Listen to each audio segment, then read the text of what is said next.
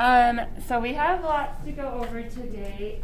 We're going to talk briefly about self-reliance that you should have read for homework. And then we're going to jump into how to attack the AP argument essay. And then we'll start kind of our first practice essay. We will not be doing this first practice one in the 40 minutes that you have on the actual exam. So we'll start kind of taking our time, but then we'll practice until we can do it really well in 40 minutes, okay? I am sorry that I am so behind on grading. I am trying. I'm almost done grading the choice analysis essays. I think I only have like 2 left, unless people turned it in like yesterday sometime. And I put comments on there. If you look at the annotated comments, so if you click on the assignment, it says like view feedback in little blue. You click on that and then it will pull up the document with like what I'm talking about where. If you want to redo that, if you don't like your score on that, you are more than welcome to. Just make sure you like go over that feedback first, because that would be silly not to, and also make me feel like my life is a waste, which is an existential crisis I deal with on a regular. So if you want to redo that, by January 14th, I need that's the last day for all late work / redone work. And if you want to talk over with me, like you don't understand the comments, or you just want to make sure that you understand what you need to do differently, feel free to make an appointment with me. I'm best like after school. Although like this week, you just have to tell me before so that I will be here. Yeah, so just make sure you do that if you want to redo it. All of your late work on the same day is due by the 14th, okay? And that's because otherwise I will not have time to get through all of the things that you were turning in late. So I will try to get on top of my grading over this break. I'm really sorry, and I appreciate your patience. So,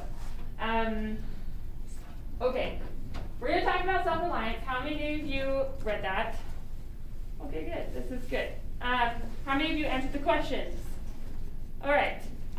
Really quickly, why don't you turn to someone next to you and briefly go over the main ideas in this essay, and then we will talk as a class, okay? So, find someone next to you, chat, go. You want to talk? Sure.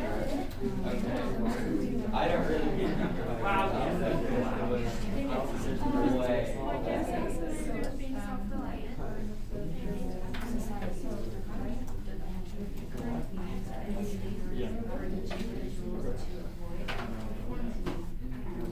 Trust yourself and follow his own. Lillian, you can probably talk. Sticking to what year? Oh. I would rather treating what society That's what I do. get it all aside. Yeah, I know. Keep talking about this.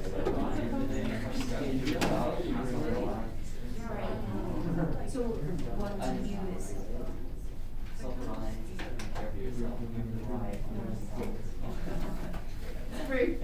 Straightforward. Okay. Do we get a chance to sort of chat first? Okay, so this is pretty short.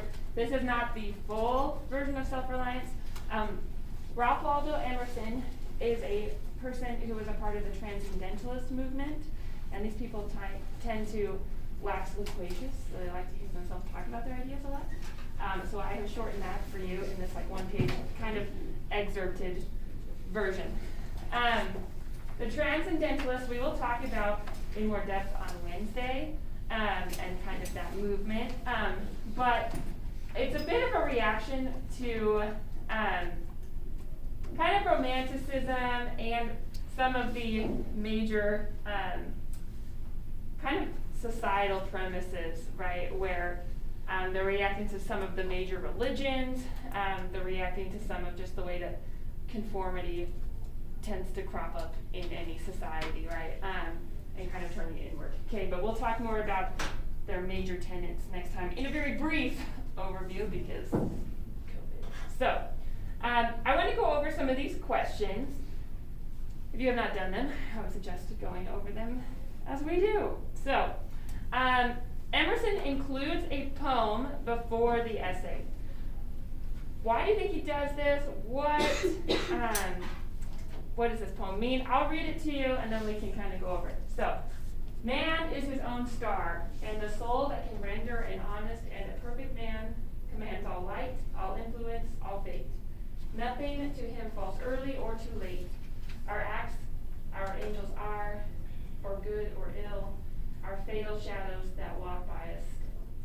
Okay. And then there's also kind of this little Latin phrase, seek no one besides yourself. Though I think that they are separate, they don't go together. Okay. Why does he include this? What is this poem talking about? Can help us out. Okay, you guys are among the smartest in this school. You can do better than sit there and stare at me. Okay, what is this poem talking about? Be brave.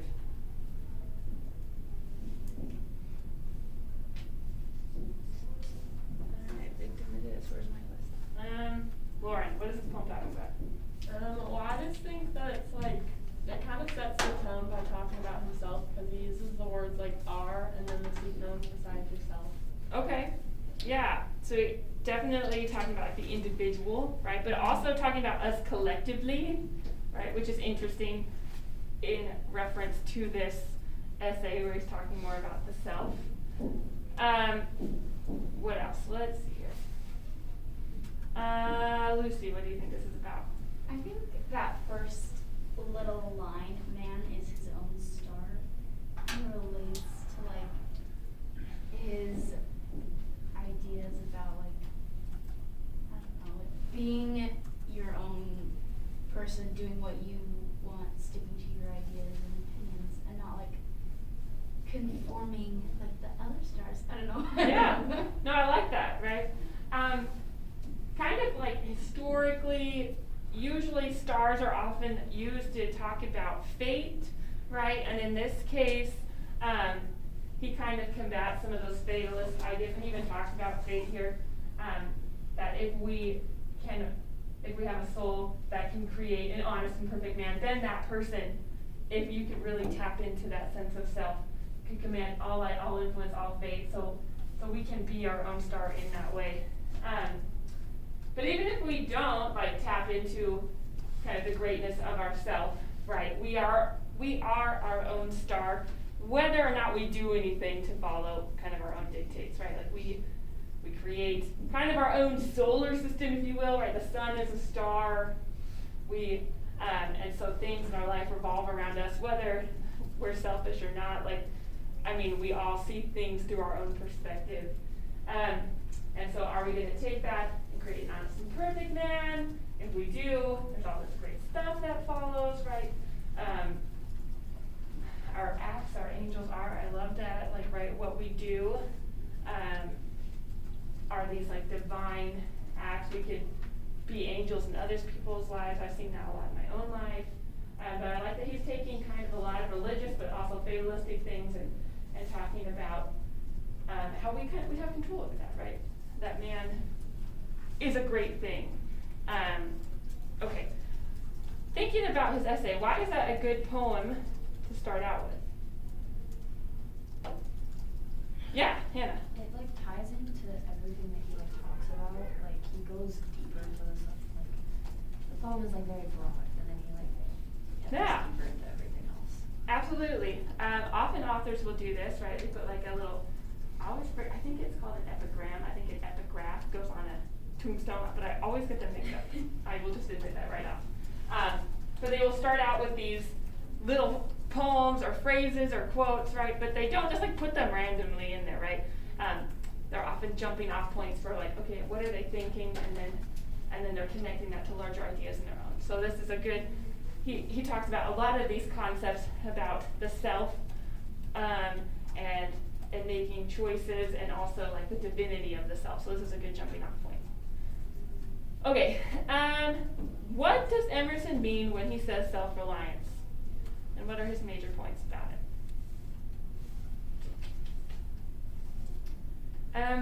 Jasmine, what do you think he means by self-reliance? feel like it's just kind of, well, self-reliance, it's like the word itself is kind of like. Self-explanatory? Self-explanatory, yeah. Okay. But, I feel like when he talks about, the self-reliance in here, like, oh shoot, I was going on a tangent, like, we have like influences from society that tell us like, hey, you should be reliant on this, you should be reliant on that. Especially like you can see in the American government as well. Like we have the Section 8 housing, we have like all the welfare. Yeah. But he wants us to be self-reliant and be able to rise above that. Okay. Yeah. I love it.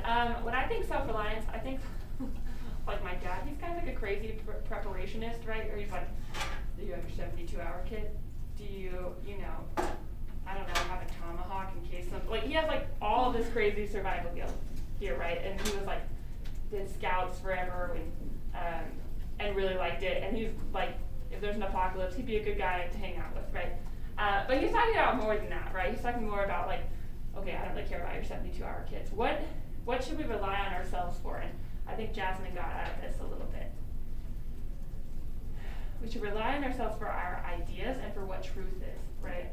So he, like, yes, we should rely on ourselves also for like the physical needs, but in this essay specifically, he's more talking about like what we believe as truth, where we should pull what we care about, right? But like more like that psychological and almost like religious, although he doesn't really subscribe to any religion because that would again be society choosing to make us conform, right? But what we care about, right? What powers our drive to act. And in this essay, even though it's excerpted, there's kind of two main sections, right? You've got the first section where he's really talking about the individual and the divinity of the individual and all the cool things individuality brings us in, relying on that self and trusting that self does. And then that second part, it kind of attacks society, right, and conformity and the dangers of allowing yourself to be sucked into this kind of collective mind mentality. Okay? So, thinking about this, he says a lot of really important things, but one of the things he talks about is the divine idea which each of us represents. So if you go, let me find, sorry, I can never like find it again in the thing. Okay, so here, where is it? The first one, right there. Okay, so we'll find where this kind of starts.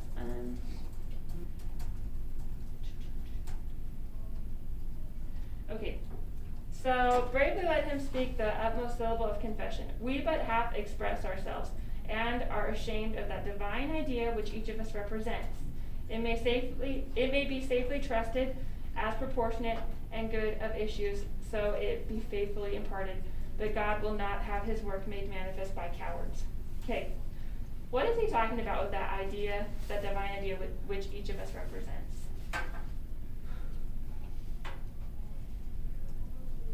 Divine idea, because the human person and soul represent.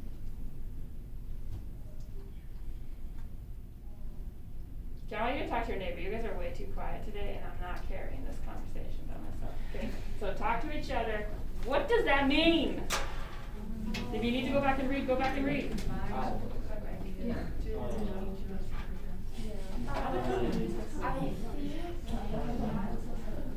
kind of like, it's kind of saying it's not about us, like it's about us, and it's not about us. Like there's a God, whatever higher power that you believe in. Like we're a creation of that, and that like we're specifically to that, and create these ideas that live up to divine ideas and like a higher or spiritual ideas that are necessarily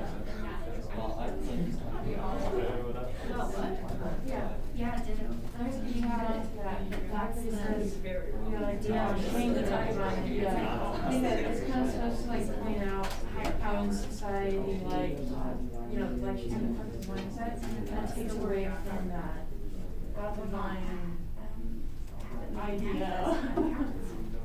There you go. Okay. Hopefully you have a better idea now. What does that mean? Like, what is he talking about? Yeah. I think he's like talking about how we're all like unique in like what we represent type of thing. Yeah. Absolutely. And we see that right here where he says the power which resides in him is new in nature. Each of us is a new thing. We have never been created before. Like, even if there are people who look like us, they're not the same as us because of whatever that inner thing is. Hannah. I also built off of the we have to express ourselves, kind of like saying we only halfway express ourselves because we are so conformed to society's standards. Yeah, right? And he starts out, right, where he talks about envy is ignorance, imitation is suicide. Like, those are strong words, right? Like, I don't know, I would think imitating, it doesn't sound that bad, and then it's like, it's suicide. Like, you are killing that divine self that you have when you choose to just be like everyone else. And we can't fully express ourselves unless we ignore what everyone else wants for us. I'm pretty sure that Thoreau would have hated social media. He would have been like, what is wrong with everyone? Like, this is ridiculous. Why do you care if you get a like or a follower or what? Like, none of that matters, right? And this is Emerson. I always say Thoreau, but Emerson. Okay. Other ideas about what the divine is. This is interesting because in like religious thought during this time, like what is divine? Where does divinity come from? From God, right? From deity, right? And yet he's saying each individual person is divine, which is an interesting thought in like kind of looking at traditional religion versus like what they're thinking. And this is a huge transcendentalist tenet of their belief is that, you know, each individual taps into that divine, that each of us is divine in our own right. Also combating that idea of original sin. Do you guys know what that is? What is original sin? Anyone know up on their religious dogmas? Okay, what is it, Joseph? Just It's where Adam and Eve ate the apple, or Yeah. not apple, fruit. the fruit. I always kind of think of it as an apple too. But it's not ever said. Yeah. Okay, so what happens because they ate this fruit? What does that mean for humanity? It means they're cut off from the Garden of Eden and from God. Yes, and so man is bad, and we're born in sin, and we are like if you think about the base nature, man is bad. And yet they're saying, no, man is divine. Like, you're saying that we're all bad because of this thing that happened, but I don't believe that. I don't subscribe to that. Each of us is divine. We have that spark of life in us.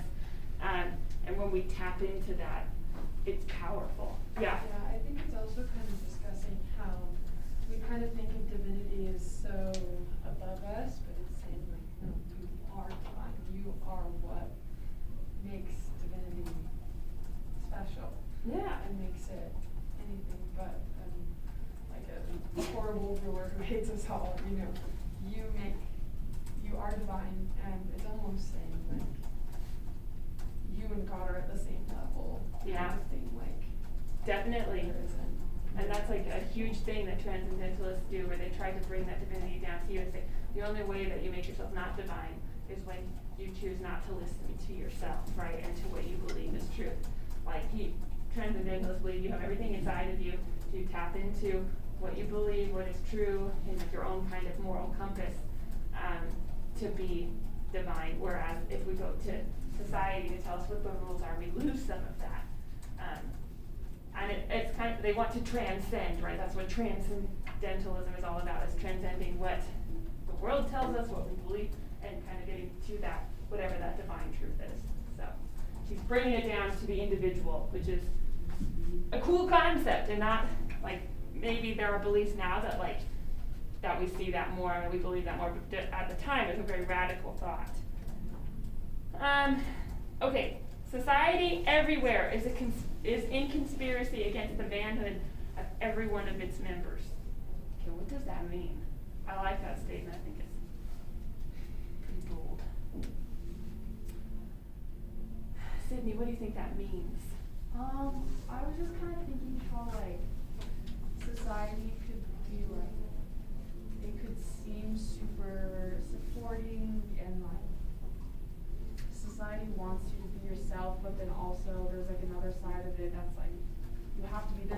this way, and it's kind of like cutting off your ability to be your own self. Yeah, totally. That's just what I think about that. I think you're right on. So I love the word conspiracy, right? It's like, oh, like the sinister undertone, right? It says like, come be with us, we'll take care of you, we'll help you, be a part of the collective whole. Isn't this fun? But really, what's it doing? It is cutting, I like the manhood of it, right? It's like cutting you off. You're not gonna reach your full potential, be a real man or a real woman, right? He was a man, so he's thinking like a man. Of every one of its members, right? And so, I don't know. I don't really entertain conspiracy theories, but I think that they're fun to think about, right? And so in this way, he draws us in, and when we look at society, it's telling us one thing, but what is it really doing? Well, it's attacking our individuality and our ability to tap into that divine. We sacrifice a lot when we let society help us. Okay, final thought. The virtue in most requests, thinking about this society, is conformity. Self-reliance is its aversion. Okay, what does aversion mean? Avoidance, right? You try to stay away from that, right? So, what does this mean? Like, why is telling us about this? Yeah, great. Relying on yourself instead of relying on society and other people for confidence and for happiness. When you rely on yourself, is kind of transcending above a society and saying, like, I don't need this Yeah. low way of living that makes me sad. No, but like that's what he's saying, right? He's pretty bold in what he says. I love some of his diction here, where he's saying, a foolish consistency is the hobgoblin of little minds. Like that is just like great diction, right? He calls them little statesmen and philosophers and divines. He's calling little like these people we put on pedestals, right? And so when he talks about society, how it's a conspiracy, he's saying, how do they get you? Well, through conformity. They're like, you need to like do this, and we all feel that pressure, right, to conform. But in order to combat that conspiracy, to gain our manhood and ultimately our divinity, self-reliance is that key. Looking inward and allowing ourselves, trusting ourselves enough, right, to go our own way and to find that truth for ourselves. So I really like Emerson. He's got a lot of great things to say. I love his simile. Words as hard as cannonballs. So he's just like a really intriguing guy. I like it. And I love that he's like, speak words as hard as cannonballs, and then tomorrow, even if it contradicts everything you said today, speak again in words as hard as cannonballs. He's like, just go you 100%, right? And even if you find out later that your truth was wrong, now go with your new truth. Don't be embarrassed. Just keep trying to find that inner truth, that inner divinity. So some interesting ideas. Next class, you're going to read Civil Disobedience, another excerpt to think, because remember, they're very long-winded, these transcendentalists. This one's by Thoreau. He's kind of a weirdo. I'm just going to be honest. Like, I think if we saw him today, we'd be like, maybe he's a little off. He would go out into nature, and he kept these meticulous journals of like when like different flowers would like start blooming at the beginning of years. Like he could like track them really well. Like be like, oh, I'm pretty sure these flowers will pop up, and he would go find them, or be like, weird, they're late this year. Like he was almost like a botanist, but like without a lot of the science, right? And then he just had like a bunch of thoughts and stuff, and then he would then later transform these into essays. But I think we would have thought that he was kind of a hippie today a bit. That would be probably a light term. But he came up with a lot of good ideas, and one of them is the civil disobedience essay, where he goes to jail for a day because he refuses to pay his taxes, because he will not pay taxes to a government that supports slavery, which is noble, right? But then one of his relatives pays his tax for him, and he gets out like the next day. But this essay was a jumping off point for a lot of great thinkers like Martin Luther King Jr. taps into this idea when he is protesting in Birmingham and other places in the South. I believe Gandhi used these ideas for some of his own protests and hunger strikes and things. So some really thought-provoking ideas that I think today we're like, well, duh, but back then we're very new. And the reason we're reading these and other things is because these will be, these could be really good ideas to use on your AP argument essay. Because the evidence that you're going to pull is not on the paper. It's not like the analysis where they give you a passage to work from. In the argument essay, you're pulling ideas from your own mind, your own experience, and your own reading. And so I want you to not ignore these ideas. Even if you disagree with them, they could be good evidences for those essays. In your fiction reading, even with your group book, be paying attention to ideas that you could maybe store kind of in your evidence locker to pull out in these essays. So today we're going to go over any other questions on self-reliance before we move on? Okay, so if you're done, you can turn that in. If not, you need to go back, make sure you've annotated first, and then turn it in.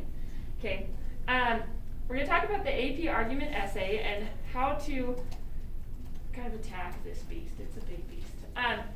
If you have like a notebook that you take notes in, do that. Or if you have you want to pull up a Google Doc, but I would take notes as we go through.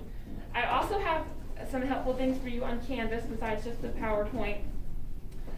If you look at the overview for this week, so click on the module and the overview, it's got a paper where it's got the example we're going to talk about today, like the attack plan and the rubric. So if you click on that, I think, nope, wrong one. Okay, right here, it's got like an example prompt. It's got the rubric. There are 6 points available on this essay. And then it's got an example essay that got a 6. And then the breakdown for why they got the points, where they earned those points. And then it also has just the step-by-step kind of attack line that we'll go through in this PowerPoint, okay? So that could be helpful as you go, if you're at home, like kind of starting an essay, you can turn to that and remind yourself of good practice when doing this. Okay, so here we go. This is a sample prompt. So it says, in her book, Gift from the Sea, author and aviator Anne Morrow Lindbergh writes, we tend not to choose the unknown, which might be a shock or a disappointment or simply a little difficult to cope with. And yet it is the unknown, with all its disappointments and surprises, that is the most enriching. Consider the value Lindbergh places on choosing the unknown. Then write an essay in which you develop your own position on the value of exploring the unknown. Use appropriate specific evidence to illustrate and develop your position. Okay, so what this essay requires you to do is a few things. One, you've got to develop a position. That means an argument, right, that you could be wrong on, right, so people could disagree with you on. And that you support that with specific, is the key word, evidence, in a line of reasoning. So line of reasoning is something that AP has been harping on. They started like really putting that into their stuff last year. What that means is that you've got your thesis and then everything in the essay is connected to and makes sense. It's a logical progression throughout your essay that's proving that thesis, right? A lot of times when we're writing essays, and especially in a very quick setting, we get in our heads and we get a little lost in where we are in our argument. And so what they want to make sure that we're doing is that we're really logical in our progression of ideas, that we don't have any tangential things in there, whether evidence or commentary, or just saying like, wow, isn't that cool? Like, none of that is supporting your line of reasoning. Instead, you're like, here's my evidence, I'm working that evidence, here's how it proves my topic sentence, and here's how it's connected back to that thesis, right? So everything is connected, and it makes sense in the way that you have ordered it, okay? So, the first thing you want to do on the AP essay is analyze the problem. Yeah? Are you allowed to make up evidence? Or does it have to be actually true, correct evidence? I think it's dangerous to make it up. I think, because one of the things you could pull from is personal experience, and they can't tell, I guess, what you've done, right? So you could exaggerate and stuff. However, some of your evidence should be more than just your personal experience. So it would be very hard to make up evidence about like Martin Luther King, right? Great, but could you do that, or would they take the point? I don't Your know. evidence isn't actually true. Well, I mean, they're not gonna know about your personal experience, right? So I guess you could, in that sense, make up, embellish, whatever. But I would caution you against like doing that with like historical figures and stuff, because they're gonna be more up on that, right? And if they find out that you're lying, then you will lose points, right? But if they don't, so I think, yeah, I mean, you can kind of Okay, so make things more meaningful to you than they are, or you can make it up, but hopefully you've got enough to pull from that you don't have to. Yes, I've never had that question before. Okay, so, the first thing you wanna do is analyze the prompt. We've got 40 minutes, right, to work on it. 12 minutes of that would be reading the prompt, analyzing the prompt, coming up with your plan, and the intro. That's a lot that you're doing in 12 minutes, which is why we're gonna get very good at this. Kind of like your plan, your thesis, and then the analyzing the prompt, that should be about 5 minutes. Luckily the prompts are pretty short, right, that's not very long, but you wanna be like really understanding what that prompt means, because even though there's only like 1 point for your thesis and kind of intro, if you're off on that, your essay, it's very difficult to do the rest of the things well in the essay if you have a bum thesis, right? Which is why it's so important. So the first thing you want to do is you want to analyze that prompt. So there are a lot of clues in the prompt with what they want you to do and the direction you should go in just in the prompt, right? So we're already in this prompt, push towards complexity. On the essay, you get 1 point for your thesis, 4 for like the body paragraphs and like your evidence and your commentary, and then 1 point for sophistication or like complexity. And so this prompt is already kind of pushing you towards complexity, which is nice, because it's saying the unknown causes a lot of problems, right? When you choose the unknown, it could be a shock, a disappointment, or difficult, right? Which are all kind of bad, negative things. However, yet it is the most enriching, right? So they've already created this complex view kind of for you. Okay, so what it's asking you to do then in this is A, think about her standpoint, but B, develop your own position on the value of exploring the unknown. Okay, so you always want to underline your task when you are writing this essay. That way, as you're writing, you can like pop back up to it pretty quick, right? Because sometimes as I'm writing, I'm like, wait, what am I doing again? Okay, so you want to do that so you just know what you're doing, okay? As you write your thesis and topic sentences, you have to be sure that you respond directly to that task. If you are off prompt, you will not get the point for the thesis, right? Even if it's a beautiful thesis, and it says something really cool, if it's not on prompt, you won't get the point. And then you have to directly state your position on the value of the unknown in this one, or directly state whatever your position is on the argument prompt that you're given. Okay? So I will often just like highlight important things that, like I would probably highlight like the quote or like the different unknown, sad, yet happy, like right? So I would connect those as I'm going through. So you really want to make sure you understand what the prompt is asking you to do. Okay? Once you've analyzed the prompt, you're going to start brainstorming for evidence. If you kind of already know your position, that's great. I think sometimes the evidence helps me to decide what my position is, right? But if you're like, here's my position, and then you want to brainstorm evidence for that afterwards, I think it could go either way. But for me, the evidence often helps me to inform what I think about that. So, because that is literally, that's the only thing that they're going to give you, right? You've got to pull the evidence from your own kind of like locker of evidence, right? Like you've got your own stuff stored up. So places that you can pull evidence from: current events, history, politics, literature, school and classes, pop culture, your life experiences. I guess this is the one that you could lie about, right? The rest of them are kind of fact checkable, but they're not going to know about you. Yeah. So and on the SAT, they don't take points in the essay section off if you just make up evidence. Like say Caesar said whatever, and it's a total one. Yeah, I think that this is a little bit more highbrow than Okay. the ACT. The ACT is just like, great, you can write. This one, I could check with Mrs. Van Orden, who has a lot more experience than me, but I'm pretty sure you don't want to make up stuff. All right. That is factual, but I will come back with a good answer for that, I promise. But you could potentially, but don't think about how you can cheat the system. Just, do your best. Okay, So for this prompt on the unknown, I would be like brainstorming some of these things, some stuff I could use. Maybe I learned something in my psychology class that helps me to think about the unknown. Now, if you're gonna pull something from that, you wanna think about specifics, not just like in psychology class, they talk about the unknown. That's not very specific evidence, right? But like, is there a principle in psychology? Are there like physiological factors that would have something to do with the unknown, or why we choose not to go out on the limb, right? You could think about racism in history, right? A lot of why racism occurs is because we are afraid of someone or a culture that we don't know, right? And then that causes us to make judgments about them to preserve our own sense of safety and like our own world, right? And so there could be some experiences there I could talk about. I read this book, Into the Wild, that was on your list. I was trying to read all the ones that I hadn't read yet on that list. This is kind of a sad example. He does end up dying, and it tells you that in like the first page, so I haven't spoiled anything for you. Okay. But he goes out to see what he is capable of, and he does find out, but then he reaches that limit and he dies as well. So then, I don't know if I'd want to use that, but that could be something. Maybe I could complexify that somehow.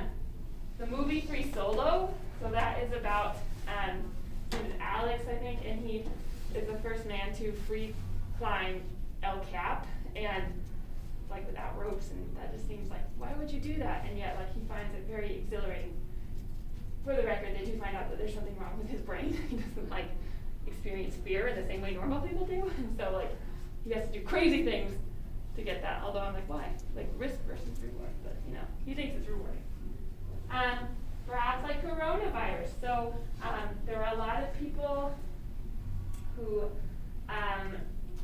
shy away from like the facts and the data because it scares them, or like this new normal, they shy away from that because it's annoying or uncomfortable, and yet by doing that there's some dangers in ignoring like the facts about coronavirus, right? Personal experience, I guess like when I was a junior, so we had IB English, which is different than AP. It's like the international kind of AP version. And I almost didn't take it because I was pretty obsessive about my GPA, and like I did not want to wreck my 4.0 by taking this harder class. And I heard that it was a GPA record. And I chose to take it anyway, and I learned the most that I've ever learned in that class. And I ended up getting an A anyway, but like, I think my whole life would have been changed if I hadn't taken that class. Like, I probably wouldn't be an English teacher, right? Like, you would have someone else teaching you, and man, would your lives have been wrecked? Maybe not, but like, but I could maybe pull from that experience where by jumping into the unknown and really testing my boundaries, my whole life was changed, right? Okay, there we go. So then you want to craft a thesis. And to do, like, this is like a rubric, like on the scoring thing of what they look for. Now, the important thing is that you need to respond to the prompt with a defensible position. So something that you can find evidence to support. Okay, so this is the rubric. There's 1 point available, which doesn't sound like a lot when there are 6, but if this is wrong, it's very hard to do the rest of the stuff right. So, here's what you want to avoid. You don't want to just restate the prompt, only restate the prompt, right? You don't want to just give a summary of like, wow, isn't that cool that like people think this, right? Or she thinks this. And you don't, like, without an apparent or coherent claim, okay? And then you also don't want to be off topic. Okay, all those seem like, oh yeah, I get that, like cerebrally, but then when we go to write, we kind of freak out, right? So we're gonna practice a lot so you don't freak out. You want to make sure that you respond and it's defensible, and that your thesis might be complex. So it might be like, yes, but to add in that qualifier that we talked about with toolman argumentation last time, it doesn't necessarily need to be, but so there's this point, the 4 for evidence and commentary, and then there's a complexity or sophistication point. And this, when you complexify your thesis, makes it easier to get that sophistication point, right? Because you're having to do some sophisticated things throughout the essay to then defend that more complex thesis.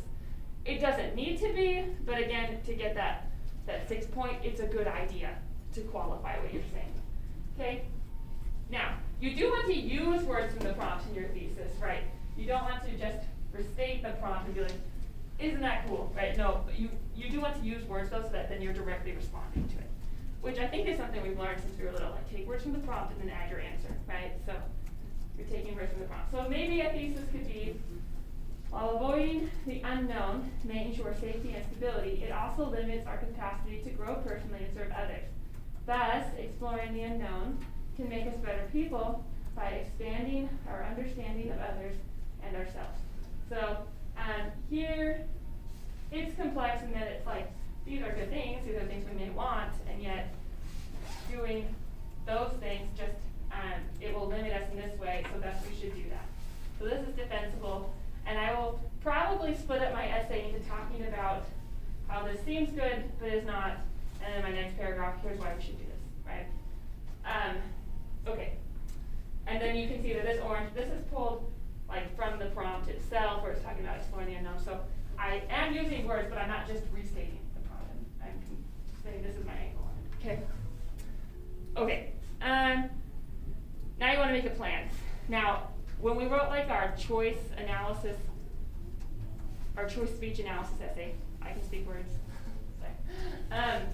I made you do like a really detailed outline, right? But you had like days to write that if you wanted. You do not have days. You have like minutes, maybe. And so your outline will be very simple, but it's still a good idea to jot it down so you don't forget where you're headed, right? So you want to think about your line of reasoning, right? So just like that order you're putting it in, how things are connected to your thesis. And then you could also list your ideas for evidence, like what you're going to use in each paragraph, just so that you kind of have it laid out in your mind. Okay, so I would have my thesis up here, and then I would probably just write down body 1, body 2. So the first one I could talk about how avoiding the unknown undermines, and I know that this is connected to like how it, you can't serve others, and what else did I say? And it limits your capacity to grow. So this would kind of go with that. Here's some things I could talk about. I would want to be more specific than this when I actually list my evidence in my essay, but for my plan, I don't need to like detail everything because that would take a long time, right? As long as I know what this means. So history and prejudice, you could talk about how that, like when they avoided the unknown, they undermine populations of people or whatever. Coronavirus, when we avoid the unknown, like you could talk about how if Trump really knew about this, he avoided it, and then that undermined our capacity to deal with the coronavirus. Or when people, if you know someone in your personal life who like chose not to wear a mask, they didn't want to know about like the things that they should be doing to prevent it, and then got sick, you can pull that in. And then the second one, once I've kind of established that that's what it does, because that's part of my line of reasoning, then in the next paragraph, I can press into what jumping into the unknown does for us positively, and how it strengthens us. I read a book called The Wright Brothers. It's about, shockingly enough, the Wright brothers, and yeah, and the stuff that they had to do to create flight as we know it. There was this equation that was like super outdated, and they put it to the test, and it didn't work. Like it was the equation for lift, and the way that it was wrong. It was just wrong. But people were just like, no, it's fine. We're just obviously doing something right. And they're like, no, stop avoiding like what you're scared of, what you don't know. Let's combat this. And they created flight, and the equation for lift is like we know it now, even though they crashed a lot of times, and like broke ball. Like it was very dangerous. Really interesting book. And then maybe like I could bring in Free Solo there, where he's an even stronger climber, blah blah blah. He learned things about himself, whatever. Okay. Okay. Then you're gonna write your intro. And again, this is all in 12 minutes. It's very fast. You want to remember that inverse triangle. When you were a freshman, I call it the vortex of suck, right? Where you're starting broad, and then you're funneling down to your specific thesis, right? You can kind of do this in one of two ways. I mean, I'm sure that there's other ways, but these are two very easy ways, and that's what you want in this essay, right? Some easy tactics. So the first is you can start with a relevant story. So you could start either personal story or like a well-known figure, and then it ties directly to the position you'll argue, so not something rando, right? But I could start with that 11th grade English experience where it's like, I almost didn't But then I found out, like, through that I was a much stronger, like, writer and reader than I thought, and it completely changed my life, blah, blah, blah, right? Whatever. Or you could start out with kind of a generalized discussion of the topic. So you could talk about, like, unknown literature or history, and remember the they say, I say option.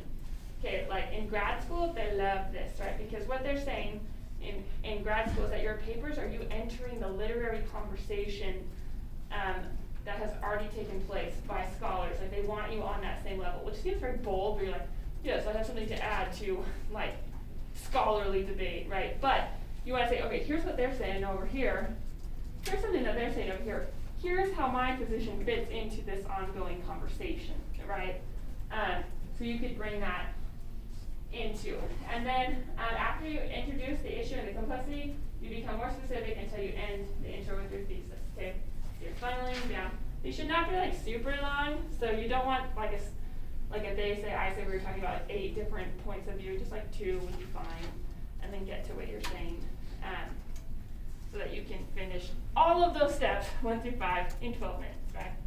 So we're going to get very fast at this. We're going to practice a lot so that you'll just ace this. Like this will be second nature. You could make a debate about anything by the time you're done with this class, okay? All right, after you're done with that, you're going to start writing the body. You want at least 2 body paragraphs, possibly 3. And the way that you decide is just kind of looking at your evidence and the points that you're going to make within it. If you write 2 body paragraphs, you want to spend about 12 minutes per body paragraph. If you write 3, 8, right? So it's 24 minutes kind of total, but depending on how many paragraphs you have is how you want to break that up.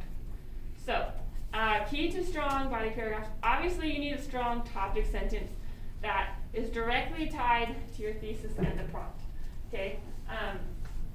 And you want to make sure that you're tying everything in that paragraph to that topic sentence. Sometimes we get off topic, we start talking about cool things that are cool but don't matter to our essay, right? Because we're just trying to think of things to say. So just make sure that whatever that topic sentence is, that all of your evidence, all of your commentary is working and you're spinning it so that it proves that topic sentence, and then at the end you're connecting everything back up to your thesis. Okay. You want to use specific evidence that you develop or spin to prove your argument, right?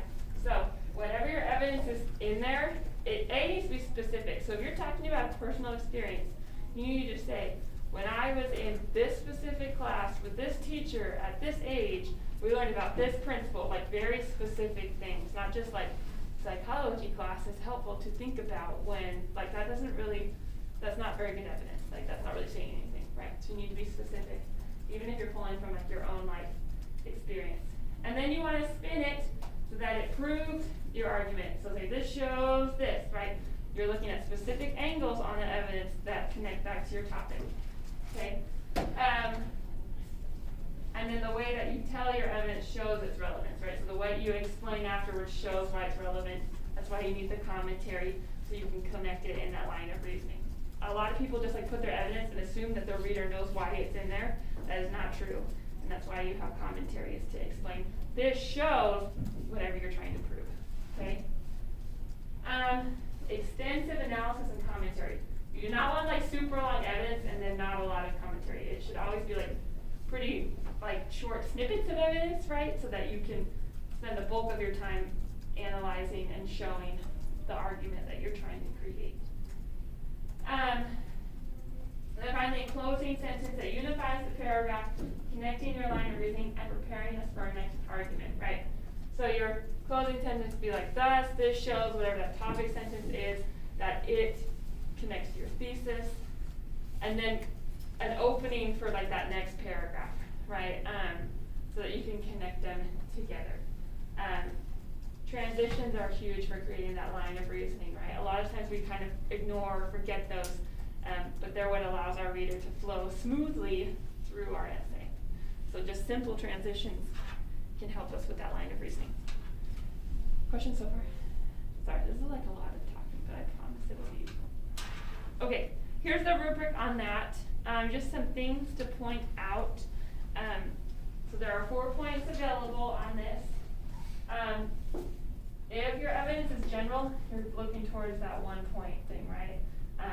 And you wanna make, like, that would be bad. You're not getting the full extent of the points that you could get, right? So you wanna make sure that rather than general, that your evidence is specific and that everything, all your claims, so that means like your topic sentences, are in a really good line of reasoning. They make sense the way they're ordered and they're connected to that thesis, okay? And then commentary, the evidence supports, again, and that you're explaining that commentary, how it supports the line of reasoning. So it means all your commentary contributes to your logic and connects your evidence to your topic sentence. And we see how your evidence proves your argument, and you spin it using words from the prompt to connect it back. So the readers like it when you use words from the prompt because it's very easy for them to see that line of reasoning, right? So if you're constantly bringing it back to the prompt and your angle on that, that's going to help you with that line of reasoning, and it's going to make it easy for your readers to give you those points. Okay. The last thing on the rubric is the sophistication point. Okay, and you get that by consistently identifying and exploring the complexities or tensions, right? So you don't want to ignore whatever that rebuttal is or that counter argument. Your rebuttal would be your answer to the counter argument. So if you're like, now a lot of people would argue that safety is more important. If you're not safe, you can't act at all, right? You can't, however, you limit yourself and you don't progress society, blah, blah, blah, right? So you don't want to ignore the arguments that other people could make. You want to incorporate those because by doing that and then showing how your argument kind of combats those counter arguments, you're going to make your argument stronger and you're going to get that sophistication point, okay? You want to talk about the implications or limitations. So you're acknowledging either like real world consequences, right? So a lot of times when we talk about arguments, we're all pure conceptual, but in the real world, like, again, if you go too far outside of, like into the unknown, you could die, like the guy in Into the Wild, right? However, how do you combat that with your argument, right? So you want to address those kinds of things. And then you just connect with your audience, or you write well, right? So that's where just being a good writer could earn you some points, right? So it will only be awarded if they can see this. There isn't really a lot of like, here's how not. It's either you do these things and you get a sophistication point, or you don't. And it is only like 1 point, but when there's only 6, 1 point makes a difference, right? So when you write the conclusion, it's pretty brief. By this point, you're kind of scrambling, right? Because you've spent a lot of your time. So it only needs to be 1 to 3 sentences long, but you should end strong, right? That's going to help you with the sophistication. There's some options. You go global and knowable. So like, why does your argument matter to society? You guys are usually pretty good at conclusions. Like, you know the drill enough that you've done it. You can reflect back to your introduction. So maybe you have like this cool story. You kind of bring it full circle. That can make it feel really connected. That line of reasoning feels like complete. And then of course you always want to restate your thesis, right? And you guys do that, and you know that that's the point, is to like remind them where you have been together, right? So these are some easy ways to do it. Again, do not spend the bulk of your time on your conclusion. Spend it like on those body paragraphs because that's where most of the points are. Questions on that? Okay. Summary of steps. It's on like the paper on camera, so you don't necessarily need to write it down. / you've probably already written it down by this point. But the first 5 are done in the first 12 minutes, right? So analyze the prompt, quick brainstorm, craft a thesis, make a plan, write an intro. So you do not want to keep looking for like the perfect evidence, just evidence that you can use and spin to make your point, right? Then you write the body. This is 24 minutes. And then the conclusion, I think, is like 4 minutes. Yeah, 4 minutes. Okay. So let's look at an example together for the prompt that we've been looking at. So this is an example. They chose to do 3 body paragraphs.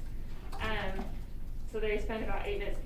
This person didn't really complexify their thesis, but they were so good in like the evidence that they presented that they didn't really, I guess they didn't need that to get their sophistication point. So as you read through, you can see them,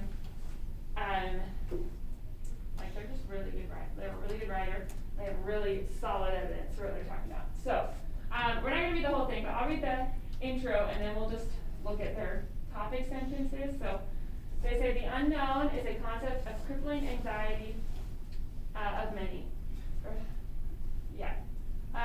There is fear in the unfamiliar, the possibility of failure, of danger, or embarrassment. In a contrasting way, author Anne Morrow Lindbergh describes the disappointments and surprises of the unfamiliar. The failures and the unexpected moments are the most fulfilling. In this sense, she is absolutely correct. The exploration of the unknown has led to unprecedented scientific development, cultural development, and personal development alike. So they started out kind of with a general overview of like the concept, right? Like it's very scary. Then they narrow it into what she said about it, and now here's what they're saying. That these are some of the benefits we've gotten from exploring the unknown. Now, looking at like thinking about their line of reasoning, if they're going to talk about those, these body paragraphs had better hit on each one, and it's probably best if they do it in that order, right? Because they set out that order. So to make it seem very clear, you want to go in that order. So the first paragraph talks about some scientific development. So they say the principles of science are synonymous with exploration of the unknown. So then they bring up the evidence about John F. Kennedy and this like going to the moon, right? And then they talk about Galileo here, who also kind of went into the unknown and did some great things for science, right? So then they list a few other ones. They've got like a lot of scientific knowledge, clearly. And yeah, so they're like, great, we're indebted to them. Okay, next. Yet, this trend is not limited to the realm of science. So they wait until like this one to transition, and that's kind of how I do my transitions personally. Because I think sometimes it can be difficult to create that transition here without looking like you haven't ended your paragraph. So if you do that, this is fine too.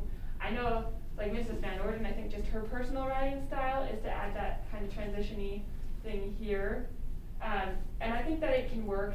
I'm just better at putting it in that next paragraph so that it feels like this one is fully closed. So it could work either way for you. So it's not limited to the realm of science. Theorists of music know of the many era of music from medieval to classical to romantic. So they are now transitioning into that cultural development, and they talk specifically about music, and then like bring it back, lasting cultural development to fruition. So like that whole thing is talking about like this cultural development, which makes sense in their line of reasoning here. And then finally, the exploration of the unfamiliar is a tool of personal development, which again comes straight from their thesis. It's very clear what they're doing. And then they bring it back here. You can credit the Bible, blah, blah, blah. So I think that they get the sophistication point here just because they are so well versed in their evidence. They've got a lot of things that are proving what they're saying, and they lay it out very logically. Okay, so again, their thesis is not complex, but I think it's easier if it is, especially if you don't have as much evidence as this person seems to have in their back pocket. I feel like I'm not that good. And so unless you're just like a freaking Jeopardy brain person, complexify that thesis, okay? Okay. So this was the rubric. Those are the minutes. On Canvas, they have the breakdown of where they gave them the points on this paper. So like, they're like, okay, they earned this because they earned this. So that can be really helpful as you're thinking about writing your own essays. Like, okay, like this is where they got those points, and just seeing how they scored can be helpful. Okay, so we are going to, oh man, time is gone. Okay, so I handed you a paper today, and it has a prompt on it. We'll just read through really quick. It says, the American Scholar published an excerpt from a talk given by English author Margaret Drabble. In her talk, Drabble claimed that our desire to conform is greater than our respect for objective facts. Using appropriate evidence from your reading, observation, and or experience, write a carefully reasoned essay defending, challenging, or qualifying Drabble's assertion about conformity. Okay, so we're going to talk about this next time. We will probably only do like the intro and one body paragraph and then talk about that. At home, what you need to do, you need to read and annotate, summarize civil disobedience. Okay? You need to do a good job on these, not just because like you should do your best, but also because this is evidence that you can put in your back pocket. The better you remember these, the more you'll have to say on this essay, right? There's another multiple choice practice. There's 15 questions. So you want to do that by the 18th, which is Friday. You can wait until January, but if you don't want that hanging over your head all Christmas, like angry mistletoe, right, do it. And then just begin reading that group choice book. We probably won't talk about them in groups until after. We just don't have time. Questions? Sorry, my first period we got through just a little bit more, but yeah, we will talk about it next time. Okay, I will write out a paper towel. Does anyone want to spray for me? Because tomorrow night I'm gonna be fine. You can spray. You look like a great sprayer of death. Thank you.